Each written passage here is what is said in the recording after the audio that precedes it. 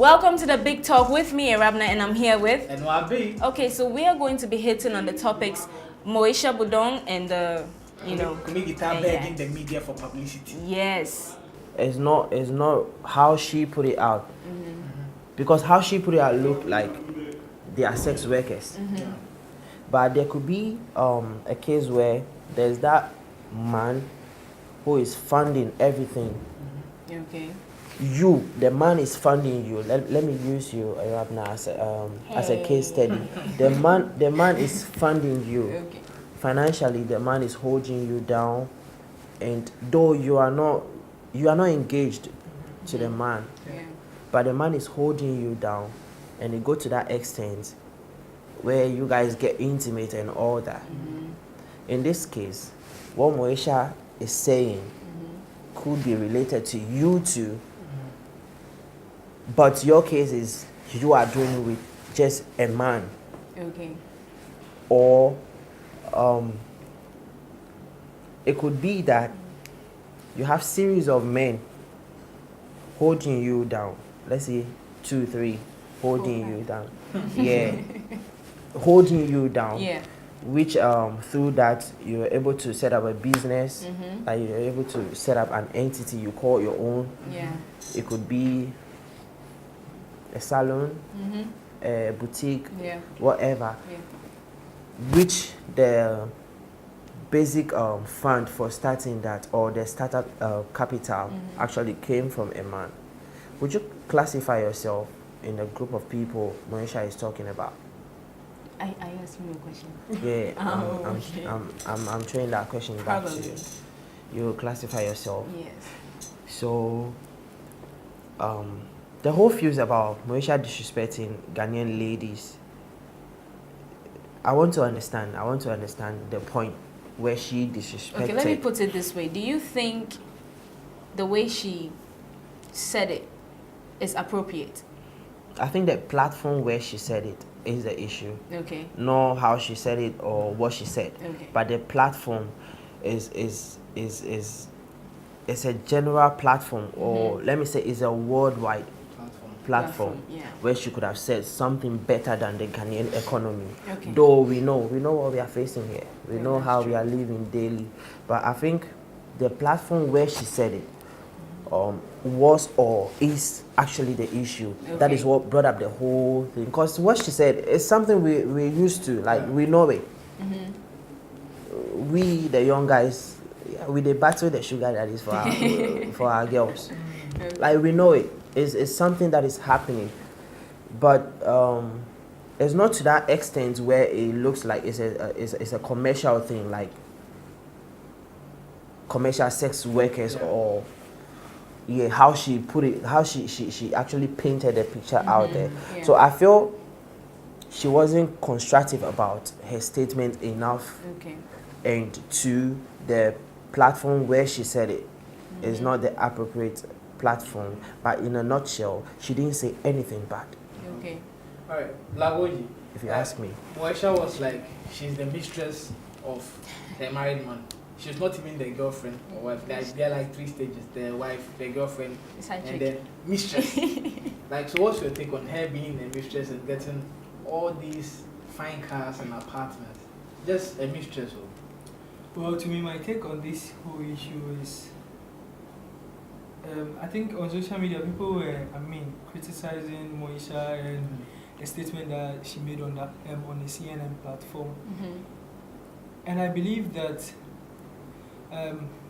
this is Moesha. We already know her on social media. She has played scores of movie roles and other stuffs. And here lies the case whereby Moesha has said something that the whole country is on her. And previously, she granted the same interview with Dili on her show, the Dili show, and then she said the same thing. And it's not new. It's not something new. So I don't see where the wrong is coming from. But because yes, we are in a country whereby there is a sympathy where maybe when somebody says something, you must, try and ask for forgiveness, or you must come out to say, okay, what I said wasn't right, because it's not every woman or it's not every lady who is practicing this, which I know that definitely there are some ladies doing this, some ladies sleeping with other married women, husband and other stuff, a whole lot of things. But to me, for you to be a mistress to a married man, well, it's not Moesha who is going. She is not the one going to present herself to the married man. To that my name is Moesha and I want to be your mistress. No, it's you, the man, you, the married man, who needs to go in for Moesha. But you went to the altar to bless your marriage, and then you said for better, for worse. So why are you going in for Moesha since you know you are married? Is it because the things that your wife is having, Moesha is having the things that your wife is not having, or what? You see, it's a funny thing altogether here in this country, and how we attack issues. Yeah. Moesha will not be at let's say Kempinski, or maybe will not be at this premise, and then we'll be sitting down quietly, taking some drinks, and then all of a sudden, when you see someone passing, then you go, "Hello, my name is Moesha Budon. I'm an actress, and this is what I do for a living, and I want to be your mistress," or whatever it is. It doesn't make sense. It's you. That's Moesha's brand. I'm not saying as in brand, as in like, that's how you, as every normal human being, you need to dress to feel good, so that at the end of the day, people can approach you again, talk to you or have a chit chat with you. But when we generalize this issue as if this is how she is, this is how, my guy, she's making money out of it. Yeah. She's living good. At the end of the day, that is her. Yes, but you're talking about we somehow, like, she will not come. It's the man who approached. But don't you think it's a strategy that some of our female celebrities have taken to be posting provocative pictures on their social media? Well, it's like a calling card. It's like a calling card. Should I ask you one question? Okay, talk to me. Why do you think she took too much time to actually enhance her body? You feel like she went in for that to be covering it, like to be covering up wearing kaba and sleep. And even when she wears this kaba and sleep, people still, married men will go for this lady. Yeah. Still, opa on show wedding gown posted. Still. You understand? But it's very funny because when this I can't remember GH1 interviewed, I think, one of the ladies on Snapchat, Queen Fakadi. The whole country was on this lady and GH1 saying that their precious time, blah blah blah, Kumi and things. But at the end of the day, when this same interview was, like, Moesha was given this opportunity, and then she expressed her feelings. This same interview, the whole country, even some parts of African country, even came to, rescue Moesha in terms of like to join the talk, and then to throw all sort of vulgar words to the lady. But when the lady did this same interview, it was centered here alone. But is it because of the medium that we are seeing all these kind of things? Sometimes, Charlie, like, it's normal. When Moesha is here at this place and you guys interview her, and then she says something like, "Okay, I've been sleeping with maybe Nanaya or something," at the end of the day, you come and say that Moesha has revealed that she's sleeping with Nanaya. When meanwhile Nanaya too maybe is having a girlfriend or is married. You understand? So Charlie, this kind of things we need to stop. Let's not be hypocrites. When the interview is granted here at Muse, we should talk about Muse. We shouldn't go out there. It's not because of the medium and blah blah blah. Why, my guy, if CNN be big out there, my Ghana here, my TV3 and Muse to be big, my Blagoji.com to be big. That is how it is. If you think your medium is too small, that is to you. You understand? And that same medium will be the medium that will sell you as a brand or as an artist. You understand? So there is nothing. Mistress, Charlie, he dress. He go look for, he in corner, he drink. Look for clients. You understand? Thank you. Exactly. So if I dem a corner where I drink, be me, I go come. Yeah, I'm not the one going to. I'm not coming to you to say, "Hello, my NYB, my name is Moesha, and I want to." No, my guy. It's never done. But associated with this, a product, I have a product. I'm not forcing you to buy it, but I'm advertising for you to come and buy. When the product is exhibited on, like, say, a platform, and you are passing by, and you know that you have some Sonkrunsu at your back, and you know that this is the product that will heal your Sonkrunsu, are you not going in for that product? You have to go in for that product. I'm not the one coming to tell you that this is the product. It cures malaria. It cures this. It cures... No. This is Sonkrunsu. Do you have Sonkrunsu? Yes. So this is the product for the Sonkrunsu. It's not a Charlie, we don't do like the girl what he talk be very bad. There is nothing wrong with her statement. I beg you. There's nothing wrong with the statement. Let's play around this like the way I'm doing it. Let's see it from a different angle. But we shouldn't say because there are other ladies. Charlie, the ladies say when they pay them as school fees. Some they do say they take up them as that one today. Yeah, it be normal. So the ladies where they criticize and beg make you lay low. Yeah, it be normal vibes.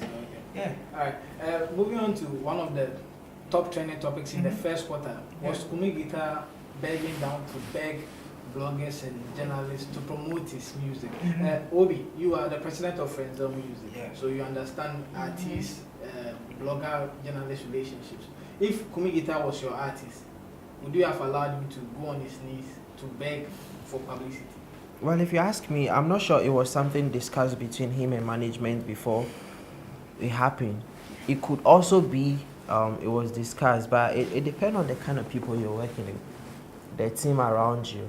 For them, it's a publicity enough for them. Like it's worth a big news for them to put it out in the media that Kumi Guitar went on his knees to beg bloggers or the media to promote his song. But to me, bringing it back to my corner, I'm not sure if my artist. Okay, let's say I'm one person who doesn't really believe in controversies actually pushing your brand. It will give you the waves. Maximum a week is gone.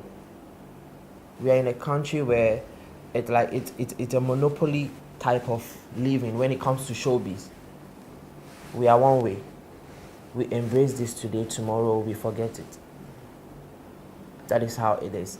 That is how this whole, you see this whole artist beef started from the onset. People were so much interested in it. It got to a time nobody gives a damn. Like an artist can release a diss song, they'll just overlook it. But 3-4 years ago, it was a big deal. So if you ask me as an artist manager, I'm putting myself as an artist manager or a PR personnel. If my artist walks up to me that, boss, or Obi, this be what I want you at my press conference with the media, I won't go down on my knees, beg them, may they promote me. Like, is it newsworthy enough? I'll ask you, is it newsworthy enough? How long will it take? Do you think it will have an effect on the product you are putting out there, or it will just have effect on the brand Kumi Guitar for a certain duration and it's gone? Will it affect the numbers that you get for the products you're putting out there, or is going to have effect on just the brand? And if you ask me, I think the whole news had effect on the brand Kumi Guitar, but didn't really reflect in the song that was released at the time. I think it's between them. It doesn't reflect the numbers. The news was just around the brand Kumi Guitar, the individual. That was what the news was all about. So if you ask me, controversies help. Yeah, they do help. That is, I think the people who should be involved in controversy more should be the artist managers, the bloggers, the PRs, and even the actors, but not musicians, because it doesn't really reflect the music. To some extent, it doesn't reflect the music. If you ask me, it doesn't reflect the music. So, for me, it wasn't news enough for me, and I don't know the reason behind him doing it. I don't know. Maybe he felt he fell short somewhere in terms of relating to the media, or he wasn't working hard enough for the media to support him. Because if you have good products out there, you don't need to beg nobody to push it for you. If you think you are working hard enough, you don't need to. I'm not sure the Kiddies, the Kwame Eugene, the King Promise and co went on their knees to beg the media to push their stuff. Not to disrespect him or to ridicule his talent and his products out there. But but I think your product speaks for you more than you, the brand. Because there are big songs out there. For instance, you know what I do and the kind of people I'm affiliated to. Patapa's One Corner was so big that people didn't even know. People like at a point like people didn't even know the artist behind the song. Meaning the product was good enough to sell itself without a brand behind it. Yeah. So I think for an artist, when you want to bring something out, that should be your focus. Your focus shouldn't be on your brand, as in the artist, the image. Okay. It should be about what you are bringing it out. How do you want people to digest it? Yeah. The audience you want it to reach, how far you want it to go. That should be the point. So when you bring good materials out, they are good enough. You don't have to go on your knees to beg nobody to promote it for you. And Kumi Guitar is not an artist that just came yesterday. You understand? I started following him when I had 1 liter and my time. Those were like my 2 favorite highlight songs back then.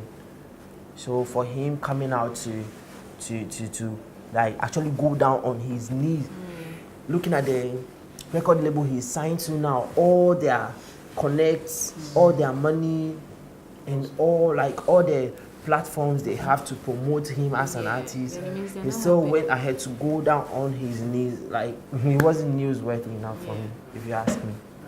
Lagoji, you're a blogger, so it means you're part of the people Kumi Guitar Begged. But comparing before he begged and after he begged, like on your site, has the traffic for him increased? That's it. Are you posting more of Kumi Guitar after he begged? Or is the same as previously? The control only comes from the website. Basically, the control comes from the YouTube videos that we make, because I believe that Kumi Guitar begging the media and the bloggers or whatever they're doing, I believe that strongly. Kumi feels that when he goes on his knees and he prays to God, God will answer his prayers. The same implies to Kumi feels that when he goes down on his knees and he pleads with the bloggers, and the radio stations and other media personalities around, at the end of the day, they will understand what he's trying to say. So here lies the case whereby Kumi Guitar knelt down on his knees and he begged each and everyone out there. But my question is, yes, like Obi said, is it newsworthy for an artist like Kumi Guitar and you sign on a label like Xylophone Media? But here lies the case whereby someone will tell you that that was how he felt to do on that very day. And to me, when he knelt down and begged, the trending story was about he kneeling down, like what we are discussing here. It's not about the betweener that he released. It was about he going down on his knees and begging the media and people gathered at his unveiling of the betweener song. And then at the end of the day, this betweener song was out, but rather the news making the headlines was Kumi Guitar Begged and not the betweener song itself. So, like my brother said earlier, we should look at some of these things. I mean, before an artist comes out to make it like create the assumption that this is what he's doing. Otherwise, it will rather push you the image and not the song that you want to release out there. So it's a must. I think what made the betweener shut up was when he jabbed or he attacked Stoneboy with this song Jai. The song is titled Jai, and then a whole lot of things came out of it, and then people started, who is this Kumi Guitar, who is blah blah blah, and then it gave him a huge followership on Instagram and all the social media platforms as well. So realize the case whereby he has done that, but when kneeling down, that wasn't the magic for him, but it was when he attacked or when he tried to use some words on Stoneboy in his song that gave him that limelight. So he can also equally start from that angle, that this was what rather pushed my song Betweener, and not me kneeling down and begging the media bloggers. Mind you, an artist can determine what song can be a hit song. You understand? No matter the amount of money you push in the song, or no matter the amount of begging you beg, that can determine that this song is going to be a hit. That is why it's your talent. God has given you that talent, and then your talent is to sing. So when you sing and you release the song, yours is to pray that it does the magic for you. You understand? So basically that is it. So it's not about kneeling down, kneeling, no kneeling, or betweener is still betweener. Alright, so thank you very much for being here today. That's it. Yeah. So let me talk about Renzel music a little. Yes, in the beginning, we made everyone So Renzel music. What is Renzel music about? How did Renzel Music is a record label. It's a talent hub, if I should put it that way. and it's basically about bringing new talents. We are focused on working with new talents, not already made talent, because we want to make brands, not going for brands that were already made. So we are focused on helping the young cats out there that are doing good behind the scene and actually giving them a face in the mainstream media. That's why you have acts like Shymi, who is a good rapper, but behind the scene who is not out. So we're trying to give Shymi a face. OL, a very fantastic singer, trying to give him face, a good brand in the mainstream media, Esco. And then we have 1 or 2 single deals signed. One is for the trending Do the Dance song. Yeah, we feel your song can be wavy enough, but if you, the artist, don't have a brand, at the end of the day, that song will die out without you making a penny out of it. True. We can relate it to One Corner. Then, when One Corner was huge in Nigeria and all that, nobody knows the artist behind the song. People were yearning for him, but I think the team working around him at the time, I don't know if they are the same team handling him now. If they are the same team handling him now, then I think they've done their homework and they're doing great now. But at the time, they didn't actually push to actually make money out of that song till eventually it faded to some extent. So that's the main reason why we went in for this guy, Eddie, because Do the Dance is doing good, and we want to actually help him make a little cash out of it before it dies out. So that's what Renzel Music is about. But aside Renzel Music, I'm a PR personnel for a few artists. Few artists. But I mean, I know Patoranking. Yeah, Patoranking and few. Yeah, okay, you want me to mention this? Patoranking, Shea, See Me, Praise, UG Official. Thank you guys very much. Thank you too for having us.